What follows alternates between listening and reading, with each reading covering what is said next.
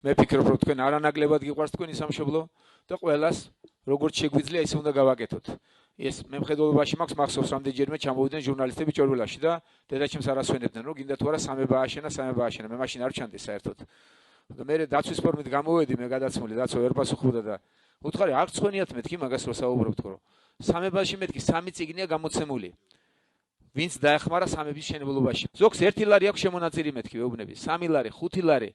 ის 1 ლარი ვინც შემოწირა ხალხმა, იმას არანაკლები მადლი გაუღია ვიდრე ივანიშვილს მეთქი და რომ მოდიხარ და ამბობთ რომ ივანიშვილმა აშინა სამება არ წვენიათ მეთქი, წაით ახლა აქედან თქო და ეს გაიგეს, ეს მაქვს ხედულობაში მე რომ ესა მაქვს ხედულობაში და მართლა ესე მიმაჩნია რომ მე შეიძლება შევძელი და ლომის სტილი შევიტანე სამების შენებლობაში, მაგრამ ის 1 ლარი ვინც დადო და შეიძლება იმ დღეს პური არ იყიდა, იმას არანაკლები წვლილი აქვს შეტანილი და არანაკლები მადლი გაუღია.